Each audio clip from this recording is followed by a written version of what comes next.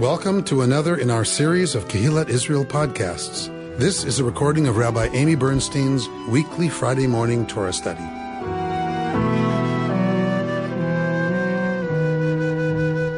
We are Reconstructionists, and in that sense, we do things a little differently at Passover than other folks. For the most part, the Reconstructionist Jewish calendar follows the rest of the Jewish world. There are a couple of places where it is different. Kaplan and his students made the decision to go with the practice in Israel rather than in the diaspora. Because Israel was a state, because Israel was the Jewish state, I don't know if it's because they thought eventually all of the Jewish world would be following Israel in terms of its practice. I'm not sure. I'm admitting ignorance to what the underlying reason is. But they decided not to do what Jews do in the diaspora, which is add an extra day to the festival. Because we lived so far from where the new moon would be declared in Israel, that we had to be sure we covered Yontif, so we didn't break Yontif. So it was always a little iffy. And then there was a period where the enemies of the Jews would light signal fires to throw the Jews off. The signal fires lit from Israel to let everybody, all the outlying communities, know that the new moon had been declared by the court. The new moon had to be declared. So already that's very Jewish, right? The new moon is the new moon, people, right? It's in the sky. But it's very Jewish that the holiday can't start until the new moon is declared by the court. Well, Pesach is on the 14th day, so the full moon. But you count day 14 from the declaration of the new moon. So communities had to be notified that the Sanhedrin had declared the new moon, and that was done by signal fires. So a couple of things. The signal fires, you could get the signal so late that you're actually in the next day. So your counting is off a little bit, and or fake signal fires and or. So there was some doubt. And so an extra day was added in the diaspora to make sure nobody was breaking Yontif as it was calculated in the land of Israel. All right. So that's why Pesach is 8 days in the diaspora. But Kaplan and his students decided, like I said, that they were going to follow the practice that's in the land of Israel. And so we do 7 days as Reconstructionists. That's why we are doing Yizkor tomorrow morning. We do Yizkor on the last day of the festival. We do Yizkor tomorrow, not Sunday. And it means we get to stop eating matzah 24 hours before the rest of the Jewish world. So that's one reason to become a Reconstructionist Jew if you're not already. And so we have a choice to read the Torah portion that's read on the last day of Pesach, or the Torah portion that's read on the 7th day of Pesach. And so we are today reading the Torah portion that's read on the 7th day of Pesach, all across the Jewish world, not just in Reconstructionist Judaism. So sometimes it's like, okay, we're going to look at the last day reading, because for us, this is the last day. But we're going to look at 7th day Pesach and some commentary from Yitz Greenberg. And I'm trying to stay true to my word. And so I've brought you some stuff from Nevi'im. I've brought you some stuff from the prophets that Yitz Greenberg quotes. Okay, so that was a lot. I get it. That was a lot. All right, so we know the text. You know this text. This is a text we're very, very, very familiar with. So we're not going to stay with the Torah text as long today, because we've already read it this year in the lectionary, and you know this text really well. And we just went through on Pesach, right, the story again. So we're going to look at it so that we know what we're talking about and remind ourselves of some of the language there. And then we're going to jump to Yitz Greenberg, what he has to say about it, and then where he quotes the prophets. So let's start. We're starting at Beshalach. We're starting with the Torah portion. It's not a shocking surprise that what we're going to be looking at is the text of the Exodus, right? Of going through the water, and then it closes with the song at the sea. We're not going to look at all of that. But let's remind ourselves of some of the language that's used when talking about the story of the Exodus. So when Pharaoh let the people go, God did not lead them by way of the land of Philistines, although it was closer, for God said the people may have a change of heart when they see war and return to Egypt, because this is a group of slaves.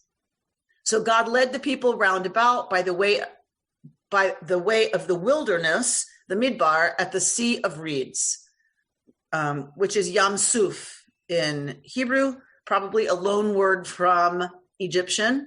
Yam Suf. Now the Israelites went up armed out of the land of Egypt. And Moses took with him the bones of Joseph, who had extracted an oath from the children of Israel, saying, God will be sure to take notice of you. Then you shall carry up my bones from here with you. They set out from Sukkot and encamped at Etam at the edge of the wilderness. God went before them in a pillar of cloud by day to guide them along the way, and a pillar of fire by night to give them light, that they may travel day and night. The pillar of cloud by day and the pillar of fire by night did not depart from before the people. And God said to Moshe, tell the Israelites to turn back and encamp before Pi Hahirot. What is the Hebrew? Pi Hachirot, between Migdol and the sea, before Baal Zephon. You shall encamp facing it by the sea. And Pharaoh will say of the Israelites, they are astray in the land. The wilderness has closed in on them. Then I will stiffen Pharaoh's heart, and he will pursue them, that I may gain glory through Pharaoh and all his host.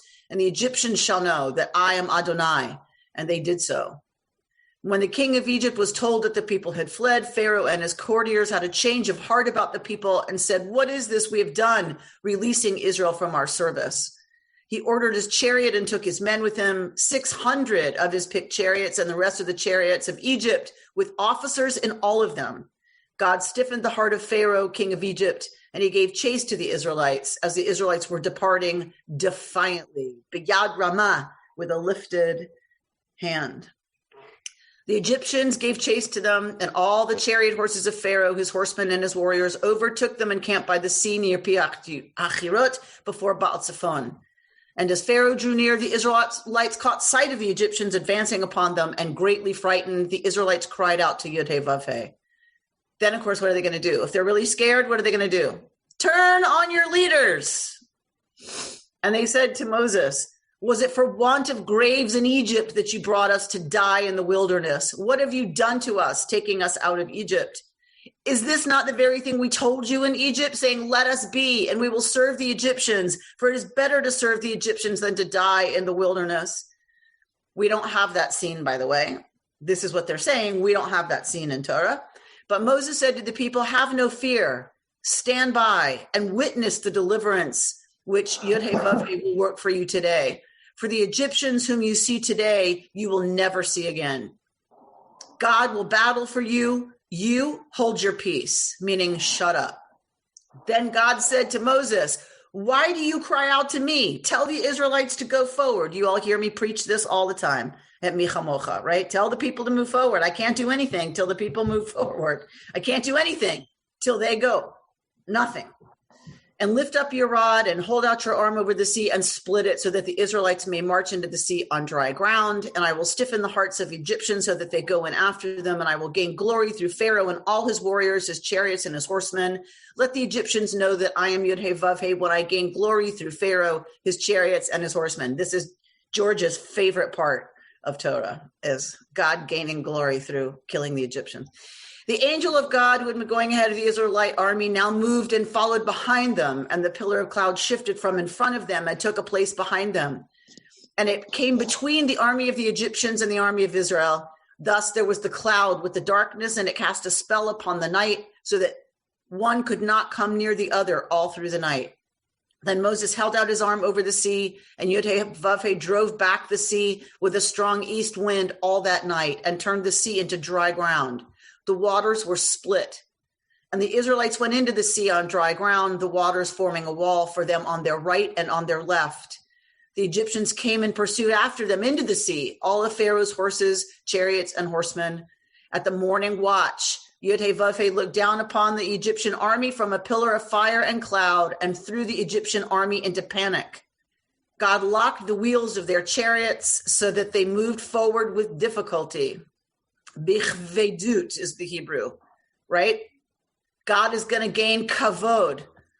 Here's the word. God's going to gain kavod by doing this. So the chariots get stuck in the mud and they are kaved. They're heavy.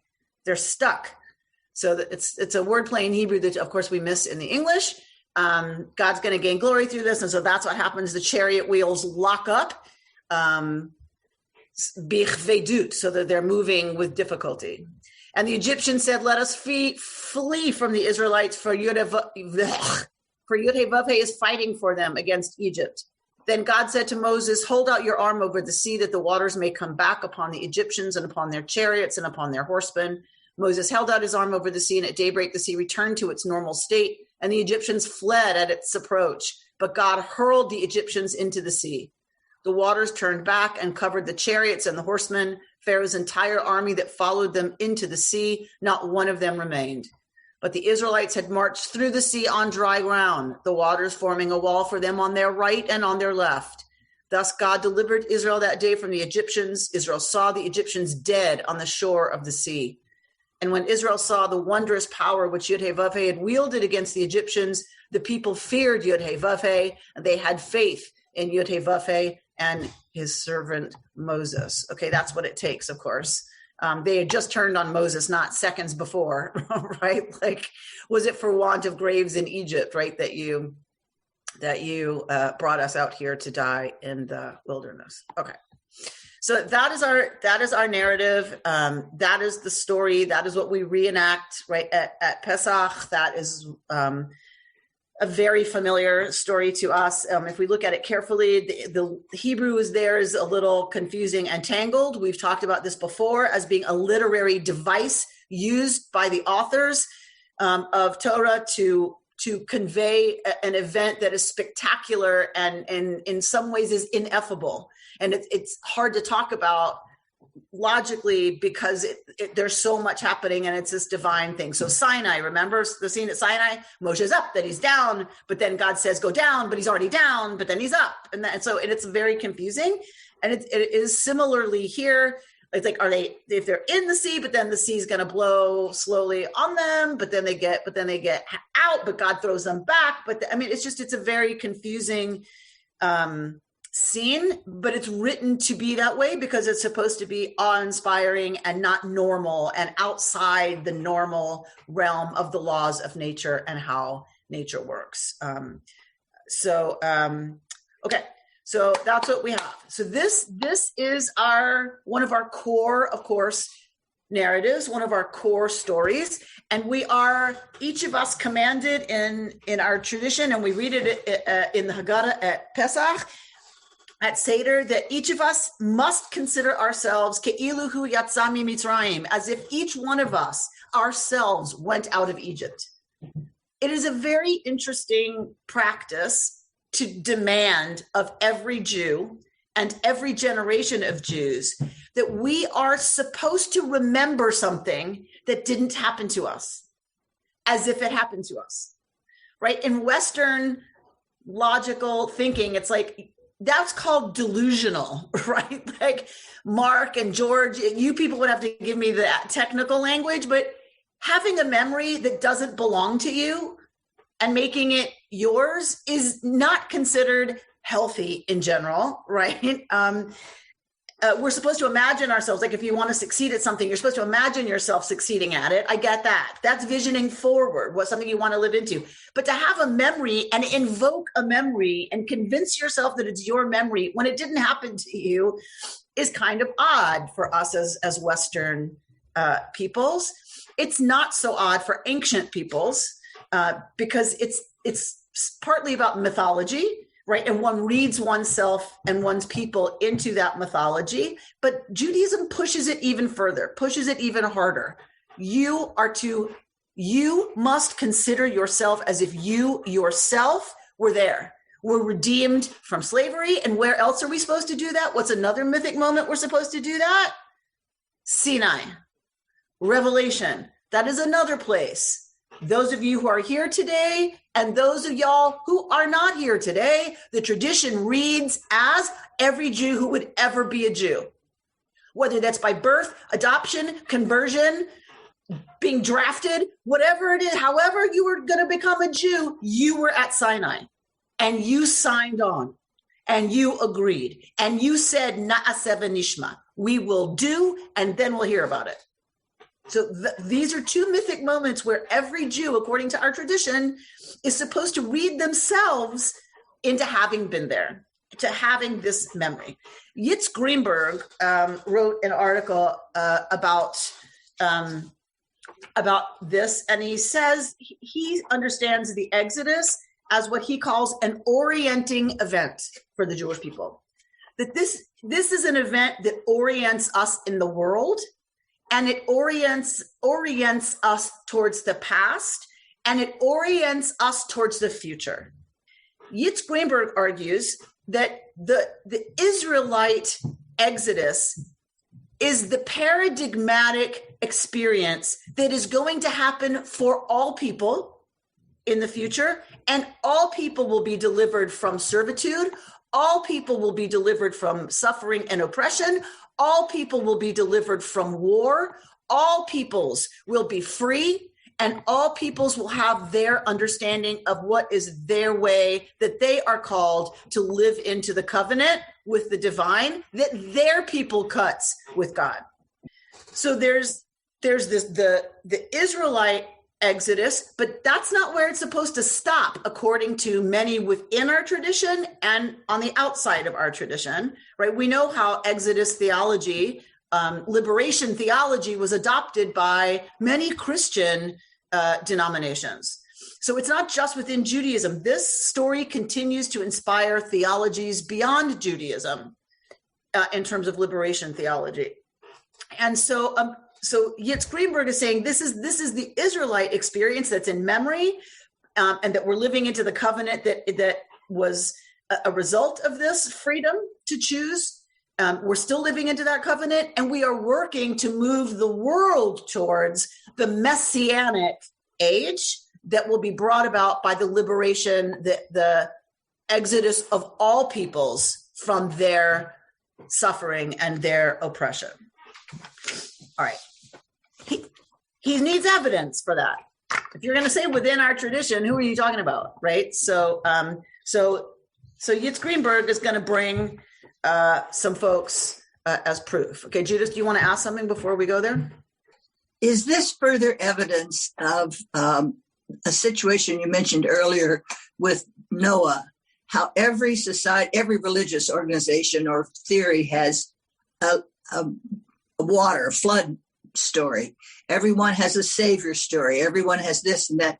Is this also part of the general religious community, that every story has a saving time when they're saved by their gods? And so, I mean, I would argue yes, for sure.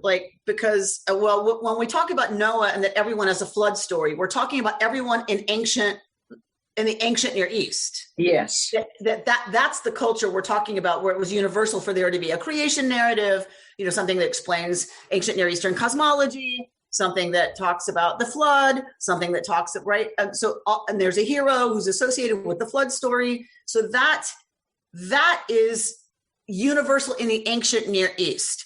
So at that same time, when you had a victory in war, or if you overcame something, for sure, that was your God working on your behalf. Okay.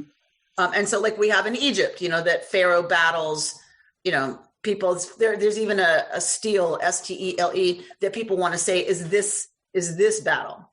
But yeah, so there's always, glorifying the king, and the gods favor the king who was victorious in war, for sure. But if you're talking about, now we have to be careful with language. When you say people being saved, when we're talking about salvation, it becomes a very loaded, right, different, loaded term, right? We talk about redemption, not salvation. We do have the word salvation, Hoshiana, save us. But it's not salvation as Christianity understands. Right. But this is true to the anthropological understanding of religious cultures in the area and in the time. That they would have attributed victories, for sure. to the favor of their gods, favoring them for sure. Lori, did you want to say something? My son and I were looking up Moses, and for some reason we were wondering how Islam views this story, and found out that Moses is considered one of their top prophets. And when I looked it up, this whole story, exactly as we're describing, is in the Quran. And at the end of the story, they basically, where we say, we looked at Yahweh or who Adonai, they said Allah. But they didn't say they were Muslims. They said they acknowledged it was the Jews. So how does that fit in? I didn't really understand. So how does all that work? I'll give a very short answer because it's a very long conversation. It's about when are you talking, which era of Muslim and which denomination of Islam are you talking about when you say, how do they view this? It's not they're the Umayyads, there's a lot of long history of different interpretations, right, of stuff. But just in a nutshell, they understand that we are all derived from Abraham. They do see Moshe as a prophet, as a true prophet, right? And they're not founded till like 900, right? When Muhammad becomes, they're who they recognize as a prophet. So they don't need those to be Muslims who are delivered. They are descended from, just as we are descended from, right? But from Abraham, and they 100% accept Moshe as a prophet. And we are the people of the book. They are the ones who named us the people of the book, right? And that's part of the reason the Quran is written, is right. Islam appreciated, the founders of Islam, appreciated what it meant for a people to be bound by a sacred text, to constantly reference a sacred story, a sacred text that has a prophet, and that has that prophet help bring to the people the word of the one true God in terms of how they're supposed to live their lives. So it's not a mistake that a lot of what's in Torah is in the Quran. It's not a mistake. I don't mean that. It's not, what do you call it? An accident, whatever. Right. All right. So Yitz Greenberg wrote about seventh day Pesach. Why we read this on seventh day Pesach is that he's talking in this article called The Once and Future Exodus, which of course, we'll post. Bert will post it if I remember to send it to him. He usually has to text me all day. The once and future Exodus. So the Exodus that happened that we read on Pesach, Yitz Greenberg wants to argue within the tradition and outside the tradition has been seen as the example of what it's going to look like for the ultimate exile. And he brings three. You already have the PDF, Bert. That's great. 3 prophets who reference this. The first of which is Amos. So y'all have been asking me, who are they? When did they live? What's going on with the prophets? And why don't we know more about them? And all right, so here it is. Look what I did for you. Look what I did for you. The things I do for you. All right, people, here we go. So here are the prophets of Israel. So this gives you the name of the prophet, who's the audience, who are the kings who were ruling at the time, what are the approximate dates before the Common Era that they are preaching, and then what's going on when the prophet is preaching, what's happening, right?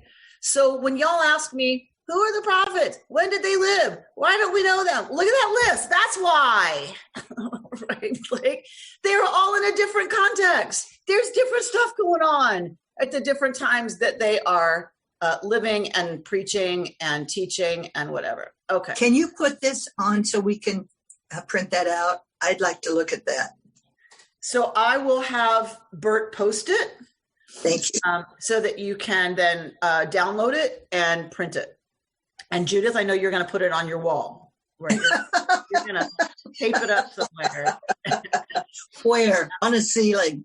So the first prophet he quotes is Amos, right? Amos is from Judah. Amos preaches in Israel. What does that mean? This is the divided monarchy. Amos is from Judah, but he goes and he starts yelling and screaming at the northern kingdom of Israel. Israel is powerful at this time and complacent. So Amos sees corruption. He sees Israel having a lot of wealth and being incredibly complacent and being incredibly unfair and unjust to the poor, and has a lot to say about that. So much so that he gets chased out of Israel. And some believe it is the child of Jeroboam that kills Amos because they don't like what he has to say. It's like not usually a very good idea to become a prophet in ancient Israel. It's not good for your health. We're also going to see a little bit that he's going to bring from Isaiah. So when is Isaiah writing? He's writing and begins preaching just before the northern kingdom of Israel falls. But he's preaching to Judah. All right. The ruling class is mostly who he's talking to. So do you see? Amos is from Judah, and his audience is Israel. He's preaching and criticizing. What did I do? Okay, sorry. So Amos is from Judah, is preaching to Israel about their corruption. Isaiah is preaching to Judah as Israel's about to fall, meaning don't be like them because Assyria is coming to kick their butt. And he's going to quote Jeremiah. Who is Jeremiah talking to? Judah, the people of Judah, the southern kingdom. In the last days of Judah, as already a series of deportations are happening in Judah. Okay, so those are our three guys that Yitz Greenberg is going to quote and is going to look at. So he's talking about the exodus from slavery to freedom being the central event of Jewish religion and liturgy, right? We celebrate it, reenact it at the Seder. Some would understand Pesach as a one-time occurrence, unique to the Bible, and some would see the event as an archetype, repeated throughout history in order to uphold the message of liberation and human value inherent in it. And so then he's going to bring some proof.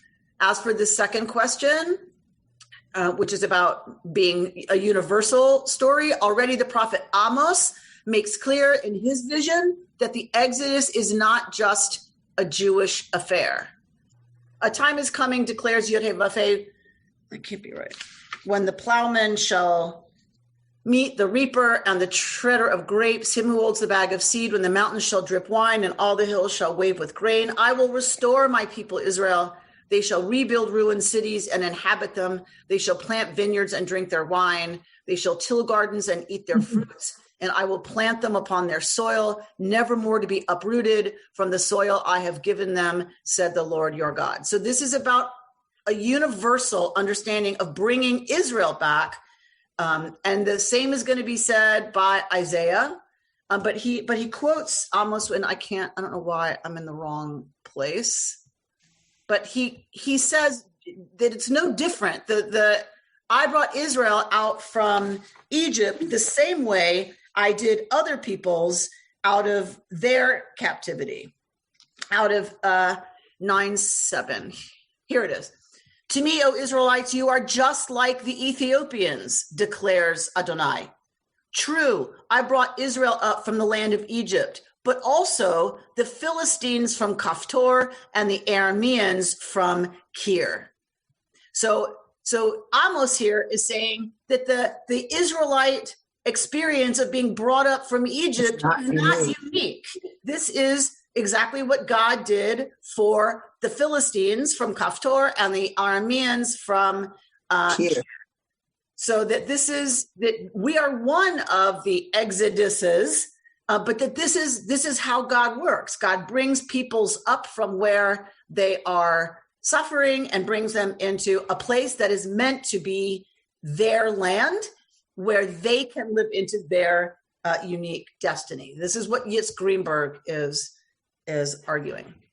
And so he says, similarly, in Amos' spirit, I would argue that the Exodus is the initiation and the sign of the future coming of the total cosmic plan for universal freedom and human dignity, right? So this is a way to understand that our story is just the down payment, the initiation of what's going to be the cosmic plan for universal freedom and human dignity. And Yitz Greenberg believes this, by the way. So this is from deep within the tradition.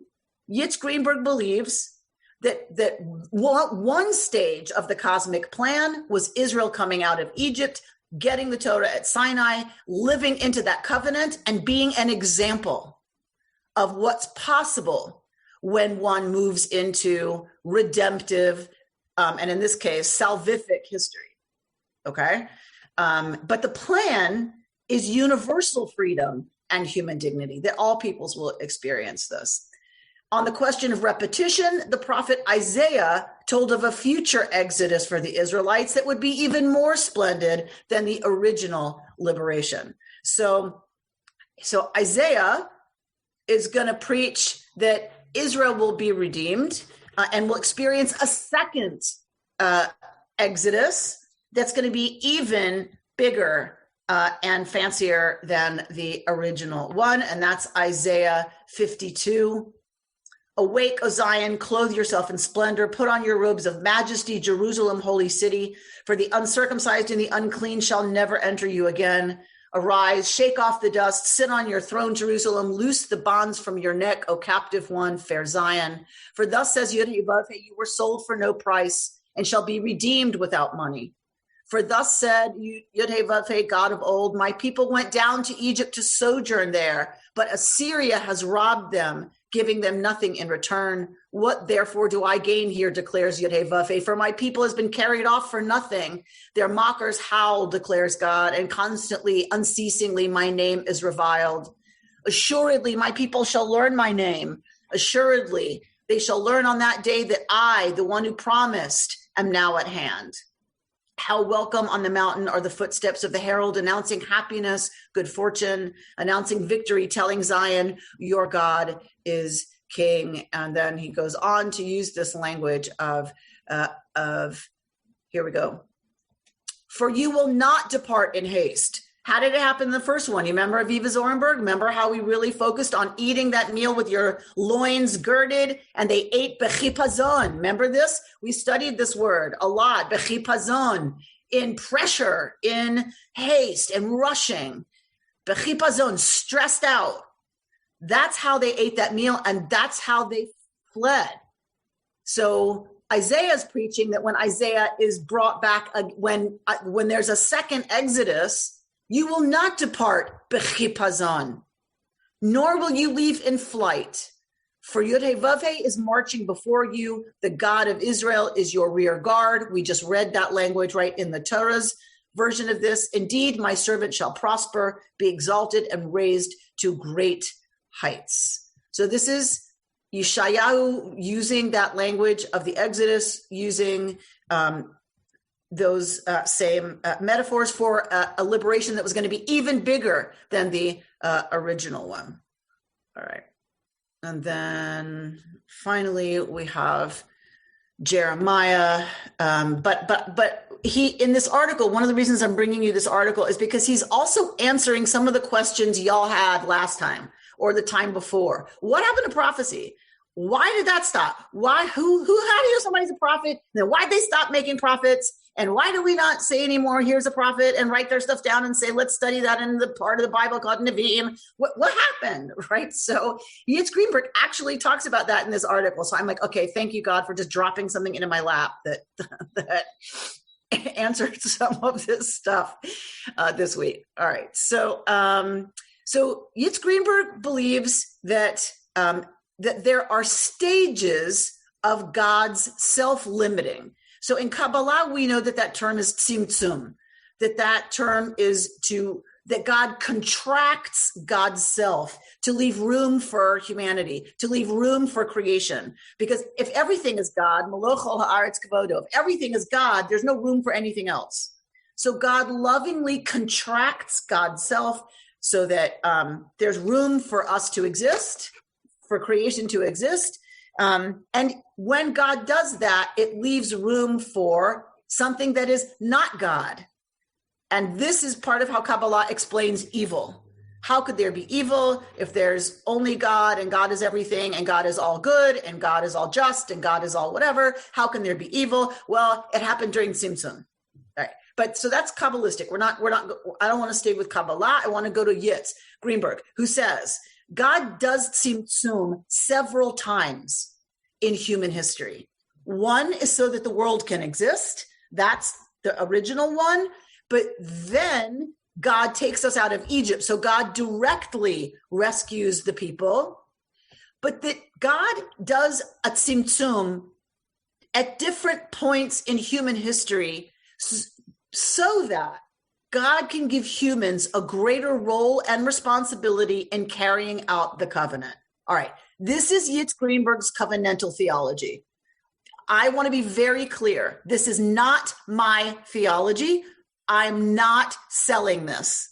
I am bringing you how some people within the tradition understand that there became an end to prophecy, like God used to talk to people and now God doesn't, that the Shoah, the Holocaust could happen, on and on and on and on and on. And this is one way that's not ultra orthodox that says God is punishing us for not keeping Shabbos and for having gay weddings.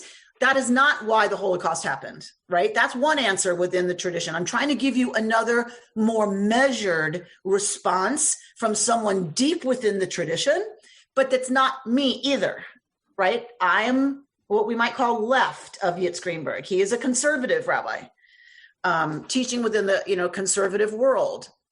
So what does he argue? He argues that there's been tzimtzum. God has withdrawn God's self from control of humans and human history as God gives humans more and more responsibility for carrying out the covenant. So what does that mean? That means no more revelations from heaven. So Yitz Greenberg believes in revelation at Sinai. Well, then how come God's not talking now? All right. So this is one of the way this school of thought deals with it. Well, because God stopped that. There's no more prophecy. God sending a direct instruction to human beings, thus saith the Lord, came to an end after the destruction of the temple. Okay, this is his theology. What else does it mean? The age of visible miracles, like the splitting of the sea, was over.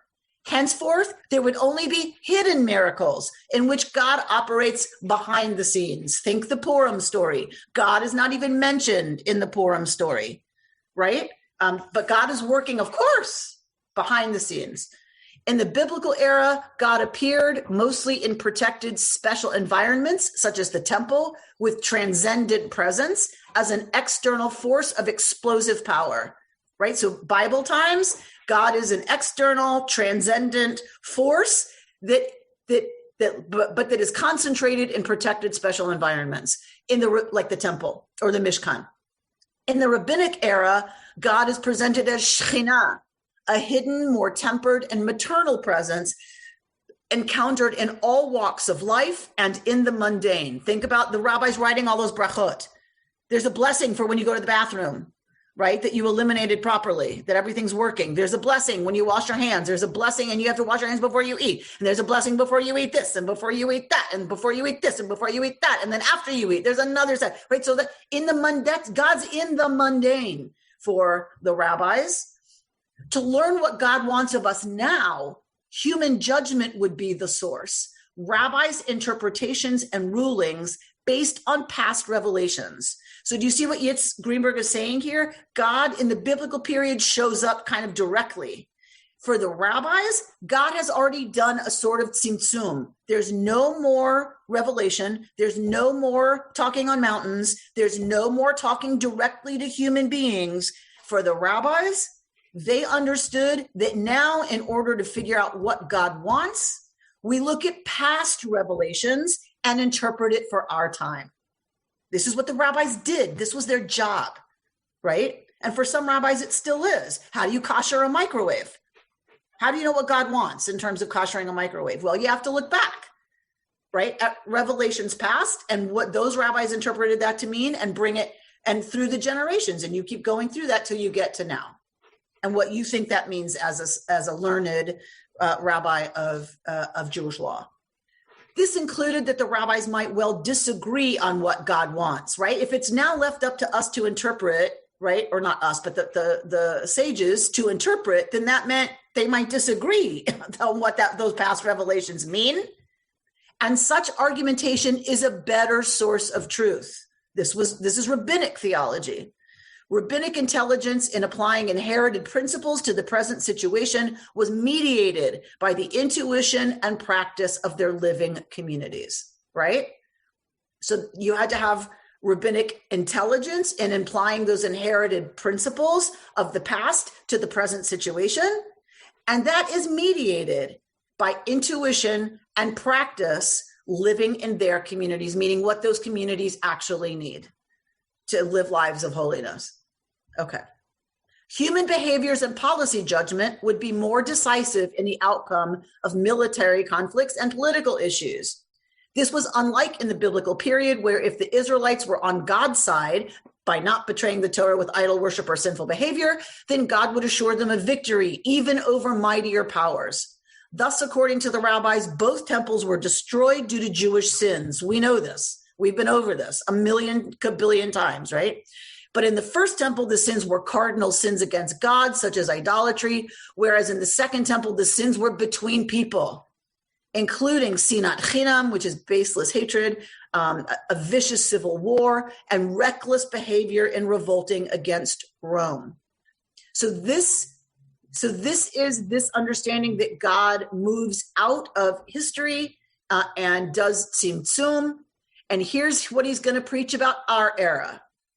I believe that in our era, we are living through a third stage of Jewish religion. So God is doing tzimtzum again. As in rabbinic times, the new stage of covenant is initiated by another divine self-limitation, tzimtzum. God becomes totally hidden. In our times, God is closer and more totally present even than in Shekhinah form. There are more miracles than ever, but they, like God, are more difficult to discern because they are hidden in the natural process. They occur through the operation of natural laws, such as technological wonders, as uncovered and applied entirely through human agents, God's partners in the covenant of Tikkun Olam.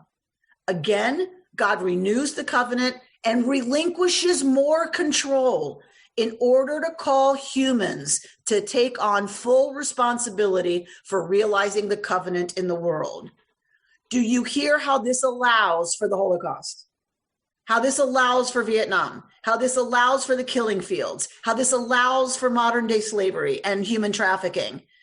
This is how, because we've moved into a higher stage of the covenant. A higher stage, which is where humans have full responsibility for realizing the covenant in the world. And that means full power to do the opposite, if we so choose. It does not mean God is less present, is what Yitz Greenberg is going to argue, as are all the folks right in that camp. God is not any less here or present. God is just hidden in the natural process and in the unfolding of human history.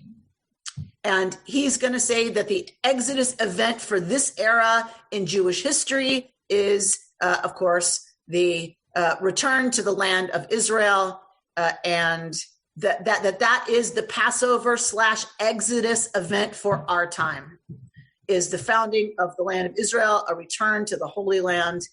And I want to be fair to him and give him the last word. One of the sad truths of our time is that the official religious authorities have been slow to recognize, let alone celebrate, the remarkable religious message in the Passover of our era.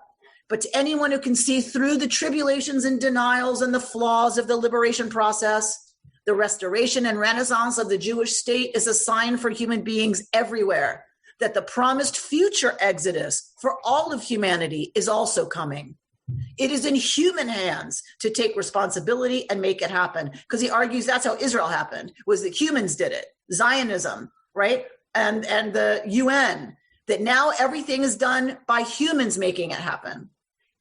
So that's how Israel happened. And that's an example of what's going to happen in the future. It is in human hands to take responsibility and make it happen.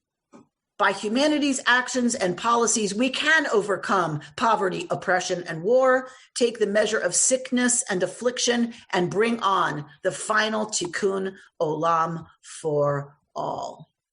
Covenantal theology through the lens of Rabbi Yitz Greenberg.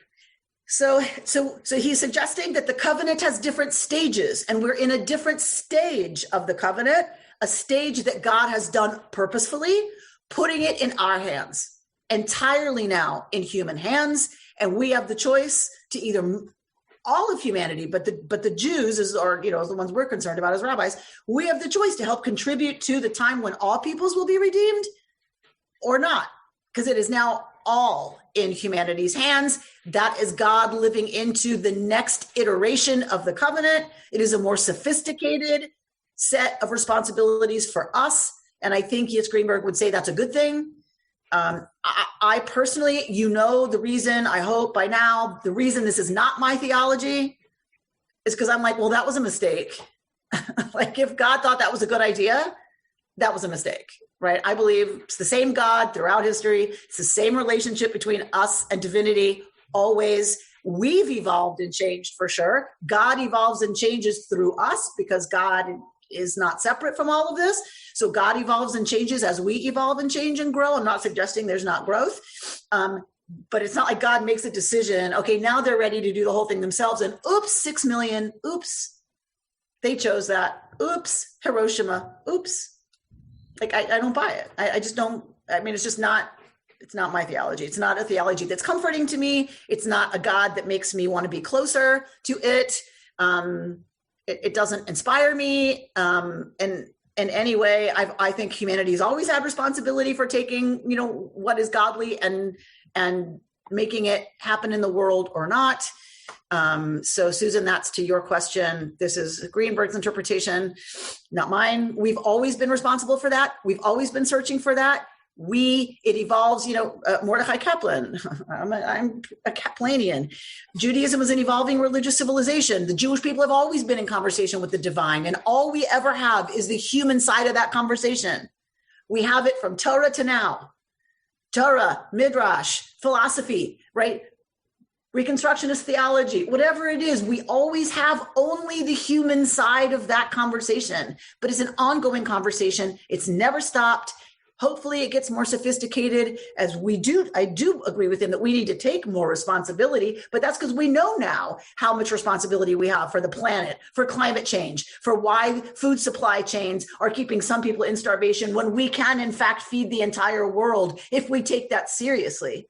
We know now that that's our responsibility. So I'm not saying it doesn't evolve and change and hopefully become more sophisticated, but it doesn't always, look at nationalism and whatever, right? Sometimes it doesn't evolve in a good way, but I think that's always been the case, and that will continue, God willing. And our responsibility is to contribute to that conversation.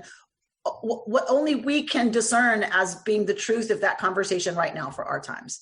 That's our job. That's our sacred obligation, and that's what we do by gathering right together. Do people have things they want to say? I just gave you a lot. I know. Kayla. Yeah, I'm definitely overloaded, but just listening to that sort of theology just made me think kind of like, what's the point of God then?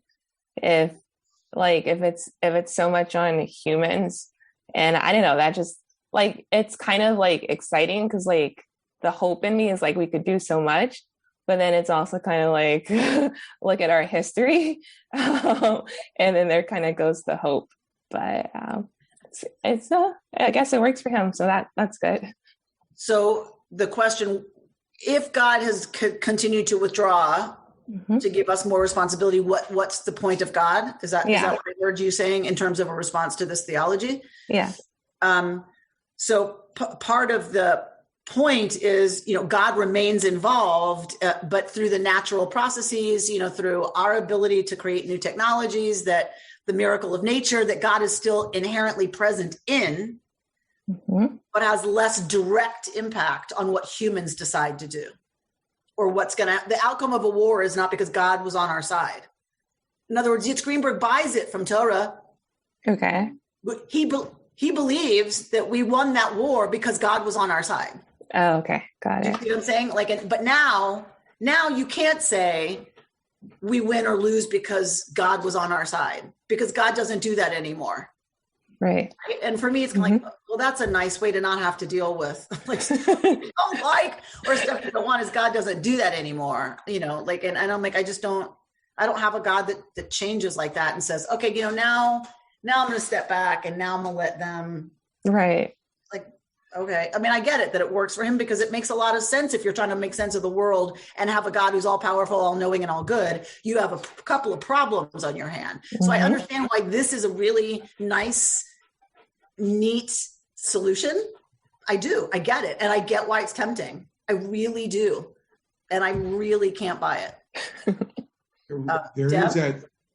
Well, I was taking notes, so I apologize, but I was just thinking about that whole piece too, about is that, like what Michaela was saying, that, I really don't think that whole notion of God being perfect is something I can subscribe to either. And in fact, we even get glimpses of it in Torah where God is jealous, like when the golden calf is made, and then God can become very vengeance when, he starts smiting people. So it's like God has never been perfect.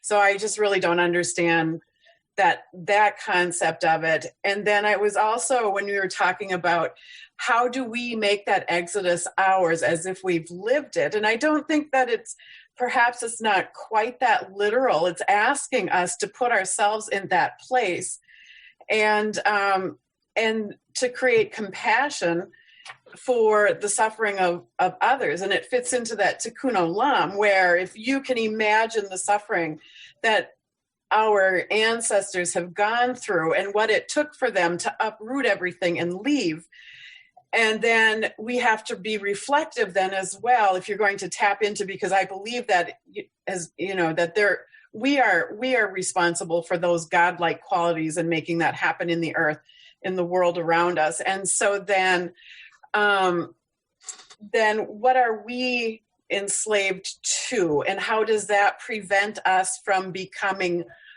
more wholly human and compassionate and making a difference in the world? And then it asks us to take on that responsibility and address our own enslavements and whatever, so that we can make that world more of how we think that it should be, or how that we're taught that it should be, in that notion of, tzedakah and making equal. So those are my thoughts on that.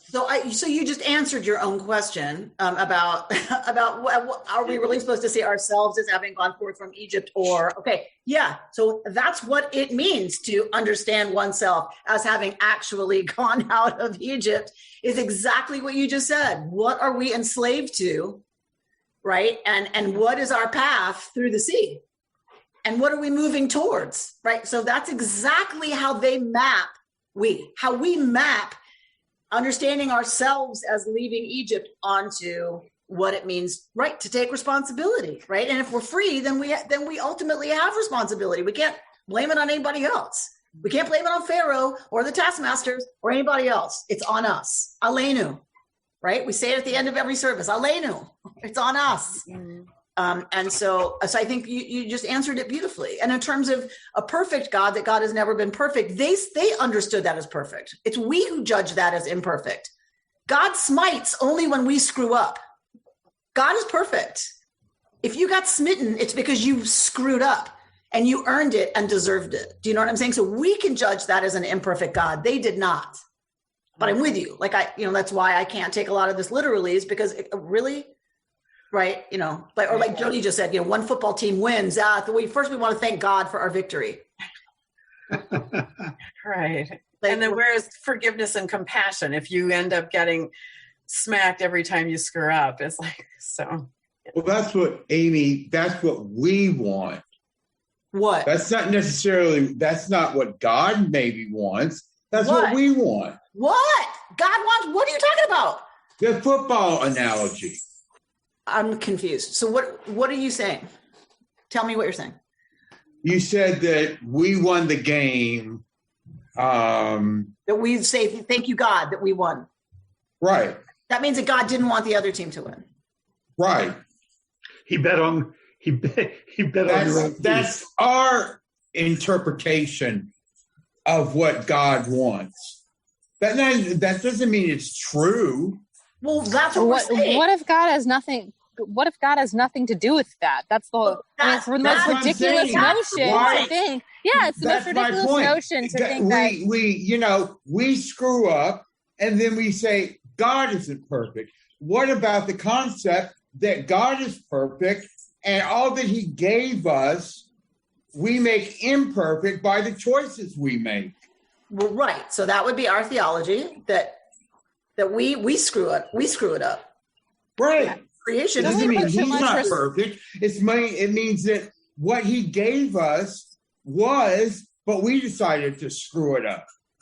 Freedom of choice. Okay. Alexandra? I think that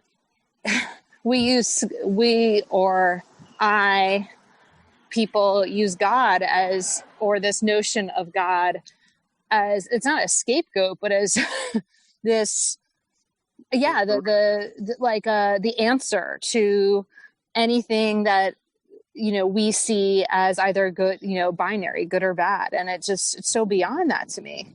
Yeah. And I know I get stuck in that, oh, if this happens, oh, thank God, but who's, when you think of suffering and death, sickness, it probably has nothing to do with God.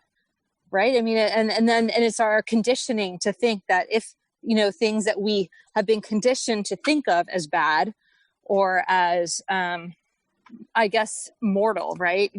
Mortality, then God has something to do with it. I remember I was in 8th grade and back in the day when there was only like 4 channels to watch. So it was a Friday night. I was watching, I think is it 2020? With a friend of mine, and it was just a horrific story about Romanian orphans. And I ran upstairs from our basement.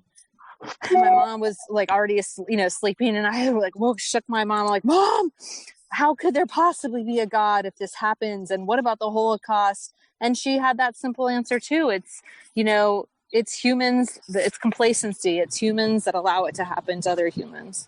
So that's what's, although it's not comforting, has given me comfort. Right. So the question for some of us, not all of us, but for some of us becomes, all right, so where's God in that? Right. And for us, godliness is what's important, not God. Right. And this is the other place we get stuck, I think, is God as a noun. For me, God is really not a noun. God is a verb. So I am Godding when I watch that show and feel moved. I am Godding when I then turn around and give tzedakah to that organization that's helping those Romanian orphans. I am Godding when I make sure next day at lunch, is somebody sitting by themselves? Are they orphaned? Are they feeling lonely? And how can I alleviate that suffering? Right. So that's godliness. And that's the goal, is to draw that forward into every situation that we find ourselves in. Okay. There's a lot of people with hands up. So Bob Ettinger, then Dana and Susan. Bob, go ahead, and Linda Scheibel. Amy, with the expectation of the coming of another Exodus, it seems to me that the elephant in the room is Israel and Israel's current political issues. If we accept Israel as the next or another Exodus, isn't it a bit problematic that they're having such political issues that seem to be a counter to? So it kind of depends which theological system you want me to answer from. For Yitz Greenberg, it's in our hands now. Like the exodus of our time, we arranged through Zionism and our courage and the partisans and fighting and whatever, and the world community. Humans did that. That is the new redemption, the new, now it's up to us what kind of a hash we make of what happens in Israel. I'm more interested. You're our rabbi. Right. Last I looked. So, right. So you would say that God's withdrawn from that. For me, if this is a return from exile, that is a fabulous thing. I think it is a wonderful thing that Jews have now been able to go to Israel from all of the places that they have been in danger. And we're making a serious mess of that opportunity.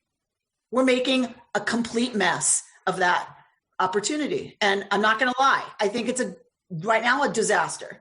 And but what else? What are our choices? Look at this country. The last 4 years, it was hard to wake up every day, right, in this country and call myself a patriotic American. I have to admit that. But it's like, what's my choice? Do I work for Biden Harris? Do I work to support Stacey Abrams and her work, or do I give up? And so that's the same way I feel in relationship to Israel. Is we're part of that story. We have the obligation, I believe, to bring what we can to that conversation. It's not, we don't live there, so there's only so much we can do, but I think it is the project of the Jewish people of our time. And so we better take that seriously and bring to the conversation and support the pressures on Israeli society makers that we believe are the right ones. And that's what I try to do, and what we it strikes me in follow-up, it strikes me that coming out of Egypt, every few years the Israelites would complain and would take a step. It's 2 steps forward and 1 step back. So it may very well be that Israel is paradigmatic of the exodus from Israel, and the people are 2 steps forward and 1 step back. So thank you. That's as I was raised, I would say from your mouth, right, to God's. They would say in my family. All right, Dana and Linda and Susan. I see that time is getting ahead, so I was going to talk about godliness. I just wanted to say, if I ever say thank God, it's my personal conversation. I believe in godliness, not an anthropomorphic God, but when I say thank God, it's a reminder, it's a breath out that there's something greater than myself. Thank God I found my keys, because I know the turmoil. It's my personal prayer. It's probably the one most, so I just wanted to say that it's not about God controlling anything. It's my personal prayer with the godly spark within me to give me strength. Anyway, I just wanted to share. Nice. Thank you, Dana. Because I feel really conflicted about saying thank God. Like every time I say it, I'm like, Amy, God, you don't believe that. Linda? I get it, Dana. I like that. I like that reconstructing of that habit. Linda? That's what I was going to say. I've always thought of God as the way I act, or the way people should act, the godliness within us to have us do things, just as you've said. And I don't take the time to repeat it all, but that's what I was going to say as well. Thank you. Susan? I just want to thank you for introducing us to a reasonable and straightforward theology that has a way of accepting the Holocaust. I'm not sure it would be my theology. Mine's very convoluted. But the thinking had a crystal clear path that coincided with everything. So thank you. So we're going to bring our time together to a close. Thank you all for as always, your honesty, your vulnerability, your willingness to share and talk about stuff that we don't tend to talk about in our culture. So I appreciate that. You've been listening to Rabbi Amy Bernstein's Friday morning Torah study from Kehillat Israel in Pacific Palisades, California. For more information, go to our website, www.ourki.org.